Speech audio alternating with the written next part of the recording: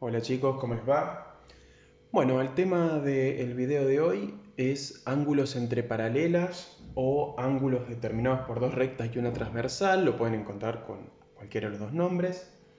Y nosotros ya estuvimos trabajando con tipos de ángulos adyacentes, opuestos por el vértice, complementarios, suplementarios. Entonces lo que vamos a hacer ahora es ya arrancar con un tema en donde por ahí se van a mezclar eh, todas estas cosas que estuvimos viendo antes y van a aparecer nuevas. Ustedes cuando tienen una recta transversal y está cruzada esa recta transversal por dos rectas paralelas, lo que logran o lo que se forma son 8 ángulos distintos. Esos 8 ángulos distintos tienen características particulares y comparten bastantes datos entre ellos.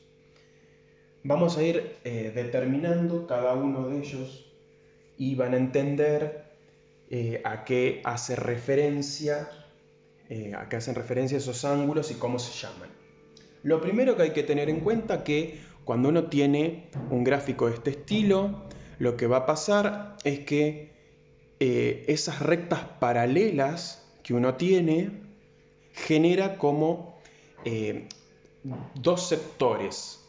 Un sector interno, es decir, entre esas dos rectas hay algo adentro de esas dos rectas. Esto vamos a llamarlo, esta es la parte interior.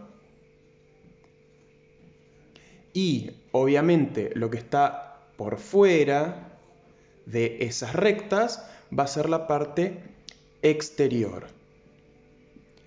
¿Por qué hay que diferenciar esto de acá? Uno lo va a diferenciar porque hay nombres de esos ángulos que van a estar determinados si son interiores o exteriores. Entonces está bueno primero entender qué representa cada sector y cómo se llama cada sector. Ahora que ya definimos cómo se llama cada sector, lo que vamos a ir haciendo es ir nombrándolos a cada uno de ellos. Los primeros que podemos tener en este sentido son aquellos ángulos que están desde la recta central, es decir, de la recta transversal, hacia uno de los dos costados, o sea, hacia la derecha o hacia la izquierda, uno de los dos, y se encuentra uno dentro y uno fuera. Es decir, por ejemplo, el 6 y el 2 se encuentran de la recta transversal hacia este costado, están ambos valores, ambos ángulos en el mismo sector, es decir, a la derecha, y además uno está adentro y otro está afuera, o sea, uno pertenece a los interiores y otro a los exteriores. Fíjense que hay varios.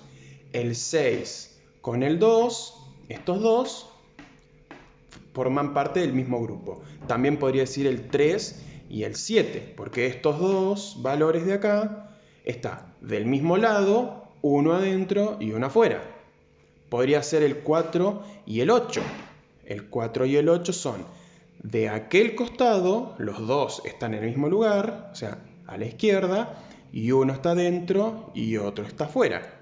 Y el 5 y el 1 pasa exactamente lo mismo. Es de aquel costado, uno está dentro y el otro está afuera. Bueno, ese tipo de ángulos, vamos a escribir por ejemplo el 2 y el 6, tienen un nombre particular que se llaman correspondientes. El nombre correspondientes justamente corresponde a los ángulos que cumplen esa particularidad. Están de la recta transversal los dos o a la derecha o a la izquierda y uno es interior y el otro es exterior. 2 y 6 podríamos hacer la lista de todos, ¿no? El 2 y el 6, el 3 y el 7, el 5 y el 1 o el 4 y el 8. Ese sería el primer el primer tipo de ángulos que uno ve cuando tiene rectas paralelas. ¿Qué otros tipos de ángulos hay? Bueno, yo podría, acá sí ya viene la parte de interior y exterior, yo podría tomar, por ejemplo, dos ángulos que estén afuera, o sea, que formen parte del exterior, acá arriba o acá abajo, y que estén uno de un lado de la recta y otro del otro lado de la recta. Por ejemplo, el 8 y el 2. El 8 y el 2 están uno del lado izquierdo y el otro del lado derecho. Y los dos están en el exterior, es decir, están por fuera. Ese tipo de ángulos, el 2 y el 8, se llaman alternos externos. ¿Qué significa alternos externos? Alterno es que está en un lado y en otro, o sea, cambia, eso es alternar, cambiar. O sea, si yo estoy de este lado, ahora cambio al otro. Y externos porque se encuentran los dos en el exterior de las rectas. ¿Hay algún otro? Sí, el 7 y el 1 también son alternos externos, porque están de lados opuestos, es decir, uno está de este lado y el otro del otro lado, y los dos pertenecen al exterior. Así como están los alternos externos, también están los alternos internos, que son la misma característica, con la única diferencia que en vez de estar afuera, están adentro. O sea, el 5 y el 3, por ejemplo. El 5 y el 3 son alternos internos. ¿Por qué alternos internos? Porque están adentro. Están de lados distintos, pero adentro de las rectas. Entonces yo podría decir, el 3 y el 5 son alternos internos. Y ahí tendríamos las dos características. ¿Y quiénes me faltan? Me faltan dos todavía. Me faltan los que se conocen como conjugados internos y conjugados, vamos a poner acá, conjugados externos y conjugados internos. ¿Qué son los conjugados internos y los conjugados externos? Bueno, los conjugados internos y los conjugados externos son los que pertenecen al mismo lado. Es decir, si yo quiero un conjugado externo, ¿cuáles son los conjugados externos? Tienen que estar afuera, pero estar del mismo lado. Así como teníamos los alternos que eran uno de un lado, otro del otro, bueno, si están del mismo lado y afuera, son conjugados externos. Por ejemplo, el 2 con el 7. El 2 con el 7 son conjugados externos. Están afuera y del mismo costado de la recta. El 2 y el 7 son conjugados externos. ¿Hay algún otro? Sí, también está el 1 y el 8. El 1 y el 8 están de aquel lado los dos y los dos afuera. Y pasa lo mismo con los conjugados internos. Por ejemplo, yo tengo dentro de la recta, por eso son internos, del mismo lado. El 3 y el 6 están del mismo lado y adentro de las rectas, o el 4 y el 5, que están del mismo lado, adentro de la recta. Entonces podría poner el 3 y el 6 acá, obviamente está también el 4 y el 5, damos un ejemplo de cada uno. Bueno, espero que hasta acá se haya entendido y vamos a ver lo siguiente, porque si bien nosotros ya esto que está acá lo podemos nombrar, lo que deberíamos saber también es qué características tienen en cuanto a amplitud, es decir, cuánto miden y qué pasa cuando uno los tiene que calcular, porque si bien le damos nombre, también matemáticamente tienen que tener alguna relación numérica. Bueno, esa relación numérica que uno tiene la puede determinar a partir de cómo son esos ángulos, si son correspondientes, alternos internos, externos o conjugados. Bien, entonces, habíamos determinado cómo se llamaban cada uno de estos ángulos Y ahora lo que vamos a hacer es determinar la amplitud de ellos, es decir, qué relación hay entre cada uno. Lo bueno de esto es que si uno tiene el gráfico, es fácil de darse cuenta porque uno los va a comparar.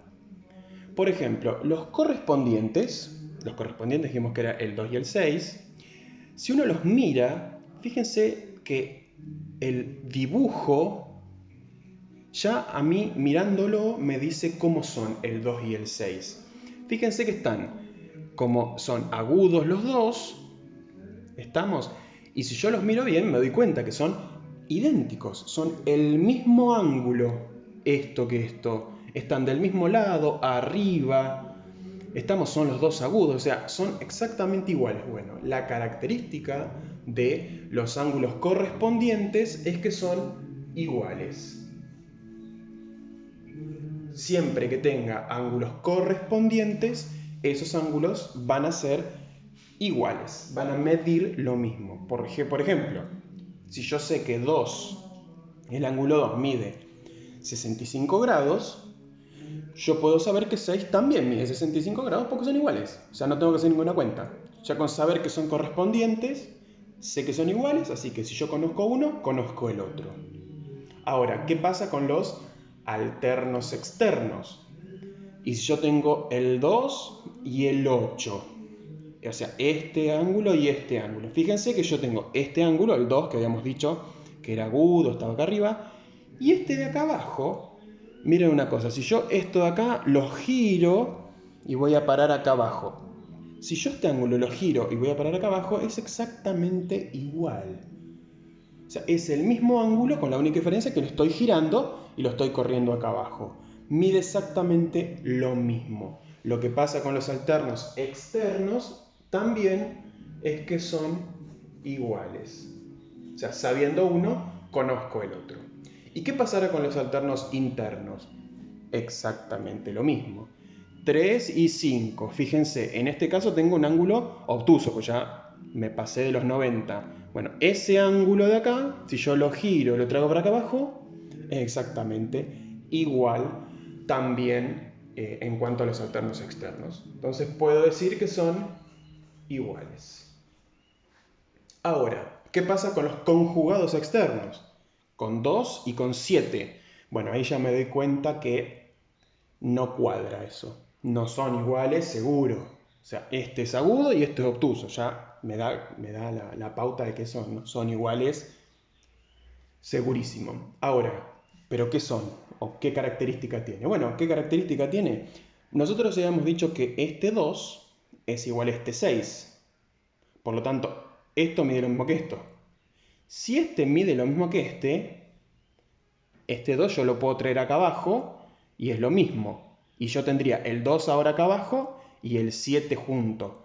Y fíjense que si yo mido todo esto pegado uno con otro, hago como si fuese una D. ¿Y qué es esto? Esto que está acá es justamente 180 grados. Arranco acá, sigo de largo y vuelvo a tener hago la media vuelta entera, o sea, hago todo este recorrido. En vez de hacer la vuelta entera, hago la mitad. ¿La mitad cuánto es? 180 grados.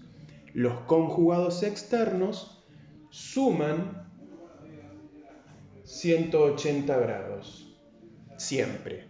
¿Y qué pasará con los conjugados internos? Con 3 y con 6. Pasa exactamente lo mismo. ¿Por qué? Porque este 3 que está acá, si yo lo pudiese sacar y pegar, lo podría pegar acá abajo, porque estos dos son iguales. Entonces, si yo esto lo puedo mover acá abajo, puedo volver a tener, entre la unión de los dos, esa media vuelta completa. Entonces, ¿qué pasa? Suman 180 también. Y ahí tienen la relación entre ángulos. En caso de conocer uno, yo puedo conocer un segundo ángulo, obviamente relacionándolo de esta manera, sabiendo si o miden lo mismo o suman 180. Es decir, si yo tengo el 2, yo puedo decir, bueno, el 2 mide 70, genial. El 6 tiene que medir 70 porque son correspondientes. Ahora, si yo tengo el 2 y tengo el 8, bueno, si este medía 70, buenísimo, Este mide 70 porque son alternos externos. El 3 y el 5. El 3 y el 5, supónganse, mide 110. Bueno, si el 3 mide 110, el 5 tiene que medir 110 porque son alternos internos. ¿Y qué pasa con estos dos? Y bueno, a ver, si el 2 dijimos que medía 70, el 7, ¿cuánto tiene que medir? Y el 7, si este mide 70, y entre los dos suman 180, este tiene que medir 110, porque 110 más 70 da 180, o sea, tendría que hacer la resta. 180 menos los 70 de acá me da 110, que es el valor del ángulo 7. Y con 3 y con 6 pasa lo mismo. Si este de acá mide 110, ¿cuánto va a medir 6? Y tiene que medir 70 sí o sí, porque si este mide 110, de 110 para llegar a 180, que es lo que miden juntos, 70. O sea, es fácil, la única diferencia es que ustedes van a tener que determinar cuál es el nombre de cada ángulo y a partir de ese nombre qué característica cumple y aplicar esa característica. Si son iguales no hacen cuentas, si suman 180 calcularán el valor que le falta. ¿Estamos? Bueno, espero que les sirva el video y nos vemos en el próximo.